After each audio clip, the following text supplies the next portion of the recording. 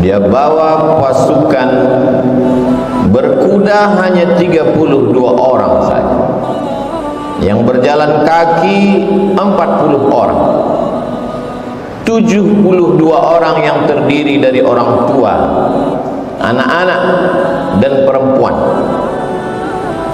Lalu kemudian dikeroyok 40.000 pasukan. Tidak berimbang, karena bukan dua pasukan yang bersenjata. Rombongan 72 orang itu dipimpin oleh Sayyidina Al-Husain. Mengapa kita sebut dia Sayyidina? Karena Nabi yang mengatakan Innal Hasan wal Husain Sayyida Syababi Ahlil Jannah. Sesungguhnya Hasan dan Husain Sayyid, pemimpin anak-anak muda penghuni surga. Anak-anak muda yang gugur mati sebagai syahid nanti masuk ke dalam surga. Pemimpinnya adalah Sayyidina Al-Hasan, Sayyidina Al-Husain. Sayyidina Al-Hasan meninggal sebagai syahid karena dia mati diracun. Sekarang tiba giliran adik kandungnya bernama Sayyidina Al-Husain, membawa 72 orang, 32 orang yang naik kuda, yang lain berjalan kaki dengan tenang. 40.000 pasukan sudah disiapkan oleh Ubaidillah bin Ziyad. Sebenarnya Yazid tidak terlalu takut kekuasaannya hilang, tapi Ubaidillah yang saat itu menjabat sebagai gubernur Kufah khawatir kalau sampai Yazid tumbang, Husain naik, maka hilanglah jabatanku. Maka dia kirimlah panglima-panglima perangnya, Syamar ibn al-Jawshan, Umar bin Sa'ad, Zur'ah bin Sinan. Lalu kemudian Syamar berteriak, bunuh Husain. Maka mereka memenggal kepala Sayyidina Al-Husain, lepas kepala itu dari badan. Lalu kepala Husain mereka giring ke keliling negeri. Mereka ingin menunjukkan kepada rakyat bahwa kami kuat, kami berkuasa. 40.000 pasukan tentara kami meluluh lantakkan pasukan cucu Nabi Muhammad sallallahu alaihi wasallam. Untuk membahagiakan hati Yazid, maka Ubaidillah mempersembahkan kepala Husain. Lalu kemudian di depan Yazid, tongkat pendek mereka tusuk-tusukkan ke celah bibir kepala Husain. Sahabat Nabi yang hadir melihat peristiwa itu meneteskan air mata. Itulah bibir mulut yang pernah dicium oleh Rasulullah sallallahu alaihi wasallam. Hari ini begitu sampai hati kalian memenggal kepalanya, menusukkan tongkat pendek ke celah-celah bibir, mulut dan giginya. Tapi mereka memang sudah dirasuki syahwat dunia. Tak ada sedikit pun takut mereka kepada Allah subhanahu wa ta'ala. Keliling negeri mereka bawa kepala itu untuk menakut-nakuti. Memang nampak dunia seperti tak adil. Sayyidina Al-Husain punya seorang anak laki-laki. Karena cinta dan sayangnya dia kepada ayahnya, maka dia beri nama anak itu Ali. Husain punya ayah bernama Sayyidina Ali, dan dia punya anak juga bernama Sayyidina Ali. Tapi Ali tidak seperti Husain. Dia tidak membawa pasukan untuk membalas kematian ayahnya, karena dia tahu memang ini tidak berimbang. Kalau kubawa pasukan, mereka juga akan mati seperti ayahku. Walaupun mereka mati syahid, tapi korban sudah terlalu banyak, kata Ali bin Husain. Dia merubah strategi lain. Apa yang dia lakukan?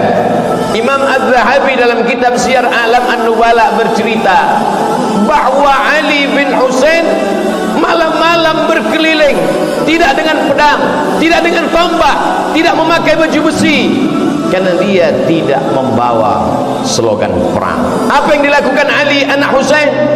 Dia membawa gandum ke rumah-rumah fakir miskin. Di tengah malam dia berkeliling negeri. Dia lihat mana rumah anak yatim, dia letakkan gandum di depan pintu mereka. orang tahu bahwa ini adalah gandum titipan Ali anak Husain. Lembut hati mereka, gandum yang mereka makan berubah menjadi darah daging. Hati mereka sudah direbut oleh Ali anak Husain. Dia merasa tidak lagi ada manusia yang layak untuk mendengarkan rintihan sedihnya atas kematian ayahnya. Betapa tidak, pasukan yang tidak berimbang itu dibantai habis, dibunuh, karena memang mereka tidak punya senjata dan kekuatan. Kekuasaan tidak lagi ada di tangan mereka. Maka dia hanya mengadu kepada Allah. Imam Az-Zahabi dalam Syiar A'lam An-Nubala mengatakan, kanal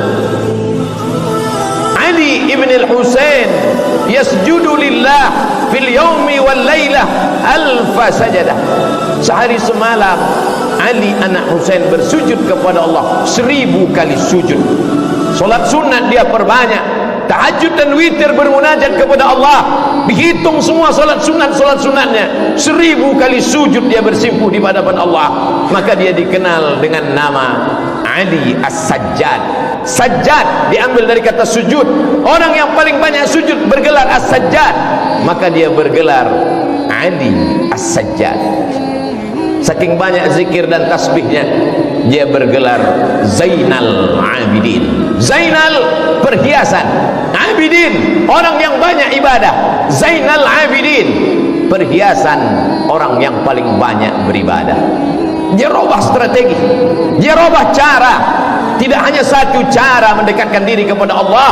Kalau dulu ayahku dengan pedang sehingga gugur sebagai syahid, maka aku, kata Ali Zainal Abidin, dengan strategi yang lain, berbagi makanan sesuai dengan sunnah Nabi Muhammad SAW. At'imut ta'am, absyus salam, tebarkan salam. At'imut ta'am, bagi makanan. Wasallu bil laili wan nasu niyam, ketika orang sedang tidur, disitulah engkau bermunajat, mengadu kepada Allah Subhanahu wa ta'ala. Maka dia bergelar Ali Zainal Abidin, Ali As-Sajjad, untuk membedakan dengan Ali bin Abi Talib. Ali bin Abi Talib kakeknya, Husain ayahnya. Ali As-Sajjad adalah dia, Ali Zainal Abidin adalah dia. Ali As-Sajjad, Ali Zainal Abidin, anak Husain, anak Fatimah, anak Sayyidina wa Maulana Muhammad sallallahu alaihi wasallam. Sampai suatu ketika seorang sultan raja bernama Hisham bin Abdul Malik. Kisah ini diriwayatkan oleh Al-Farazdaq. Pada saat musim haji, sultan raja di raja sedang melaksanakan haji. Saat dia umrah, ingin mencium Hajar Aswad, penuh Hajar Aswad, tak dapat dia cium. Pada putaran kedua, dia ingin mencium Hajar Aswad, melimpah manusia, tak dapat dia mencium. Pada putaran ketiga, keempat, kelima, keenam, sampai 7 putaran, sekalipun tak dapat dia mencium Hajar Aswad. Hisham bin Abdul Malik, raja dari Yaman sampai ke Mesir, sampai ke Andalusia. Tapi kemudian di celah-celah jamaah yang ramai itu, dia heran, ada sesosok manusia yang biasa. Pada putaran pertama dia mencium Hajar Aswad, semua orang memberikan jalan. Pada putaran kedua, orang pergi menyamping memberikan jalan kepadanya, mencium Hajar Aswad. Berbisik kata di hati Hisham bin Abdul Malik, aku yang raja, aku yang sultan, aku punya tentara, aku punya kekuasaan, mengapa aku tidak bisa mencium Hajar Aswad? Mengapa orang selalu menghalangiku? Siapa laki-laki itu yang setiap putaran dia mencium Hajar Aswad? Al-Farazdaq menjawab dengan syairnya, itulah dia Ali anak Husain yang ayahnya dulu kalian hantam, kalian bantai. Sekarang dia menang tidak dengan pedang, sekarang dia menang tidak dengan tombak. Hatinya menjadi raja di hati umat. Di hati umat dialah raja. Di mata kalian Hisham bin Abdul Malik lah raja, tapi di hati orang beriman, raja mereka adalah Ali Zainal Abidin. Hari ini begitu banyak orang bernama Ali Zainal Abidin. Cobalah hitung di negeri, di kampung, di kota, Coba kita pejamkan mata dari sejak kita SD sampai kuliah, berapa orang nama Ali Zainal Abidin? Ada seorang ulama besar sekarang berada di Mesir, kadang-kadang dia berada di Uni Emirat Arab, dia belajar di Yaman, namanya Al-Habib Ali Zainal Abidin. Di Kuala Lumpur, Malaysia, ada ulama besar namanya Ali Zainal Abidin. Orang begitu bangga memberikan nama anak Ali Zainal Abidin. Adakah nama anak orang bernama Ubaidillah bin Ziyad hari ini? Adakah anak orang bernama Syamr ibnul Jawshan hari ini? Adakah anak orang bernama Zur'ah bin Sinan hari ini? Jangankan kuburnya, jangankan makamnya, memakai namanya pun orang benci. Tapi Ali Zainal Abidin tak pernah mati, harum semerbak. Ali Zainal Abidin punya anak dimuliakan bernama Muhammad Al-Baqir. Muhammad Al-Baqir punya anak dimuliakan bernama Ja'far Shadiq. Ja'far Shadiq punya anak dimuliakan bernama Ali Al-Uraidi. Ali Al-Uraidi punya anak dimuliakan juga bernama Muhammad. Punya anak dimuliakan juga. Muhammad Naqib punya anak bernama Isa, dimuliakan juga. Punya anak laki-laki bernama Ahmad Al-Muhajir. Ahmad Al-Muhajir, muhajir artinya pindah. Pindah dia dari Baghdad ke Yaman. Di Yaman dia beranak pinak. Anak pinaknya itu datang ke Nusantara membawa Islam dari keturunan Ali Zainal Abidin. Maka itulah marga-marga para habaib zuriat keturunan Rasulullah SAW. As-Saqaf, As-Segaf kata orang Nusantara. Al-Haddad, Al-Jibri bin Syihab bin Abi Bakar, melimpah ruah mereka. Lalu kemudian salah satu dari keturunan Ali Zainal Abidin itu menjadi mufti di kerajaan Mempawah di Kalimantan, bernama Husain Al-Gadri. Husain Al-Gadri punya anak laki-laki bernama Abdurrahman. Abdurrahman bin Husain Al-Gadri, orang pertama yang mendirikan kerajaan Islam Melayu di Kalimantan Barat, bernama Kerajaan Islam Melayu Al-Gadriyah. Istananya masih tegak berdiri hari ini di tepi sungai yang indah. Masjidnya masih besar hari ini, Masjid Al-Habib Abdurrahman bin Husain Al-Gadri. Begitu ternyata doa kakek mereka dulu yang teraniaya, anak cucunya tetap dapat berkuasa. Tidak di Jazirah Arab, tidak di Yaman, tidak di Mesir.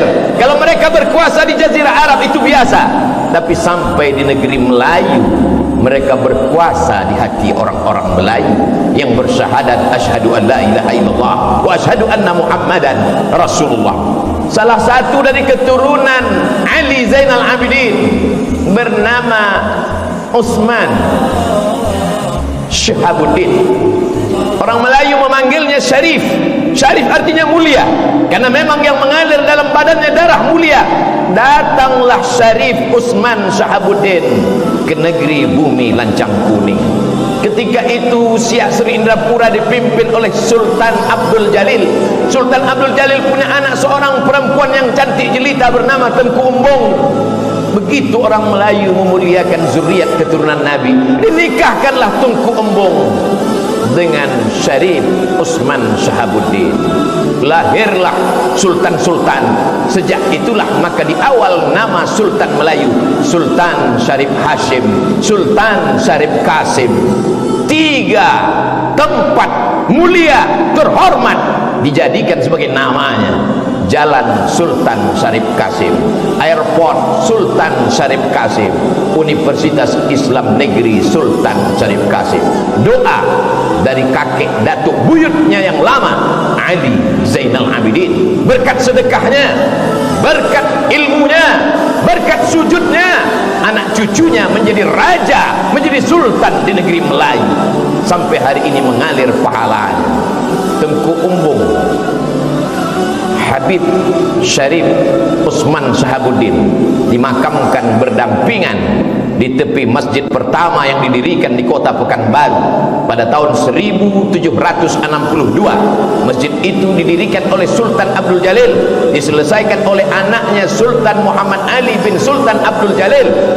Hari ini menjadi bukti sejarah. Tamu-tamu Habib-Habib yang datang ke Pekanbaru berziarah ke makam cucu Ali Zainal Abidin. Walaupun orang Pekanbaru sendiri banyak yang tak berziarah karena tak tahu. Begitulah Allah memuliakan orang-orang yang soleh. Sekarang kita tinggal memilih, apakah ingin mengikut menjadi anak cucu keturunan pikiran Ubaidillah bin Ziyad, Syamar bin Jausan, atau ingin mengikut langkah yang dilakukan oleh Ali Zainal Abidin. Ingat, kekuasaan hanya berakhir ketika malaikat maut mencabut nyawa. Hiduplah seperti Fir'aun, hiduplah seperti Jausan, hiduplah seperti Syamar, hiduplah seperti Qarun. Kelak kau akan mati juga menghadap Allah Subhanahu wa ta'ala. Yang menjadi Syamar bin Jausan mati dengan kekuasaannya, yang menjadi Ubaidillah bin Ziyad mati dengan kekuasaannya, yang menjadi Ali Zainal Abidin kekal sampai hari kiamat.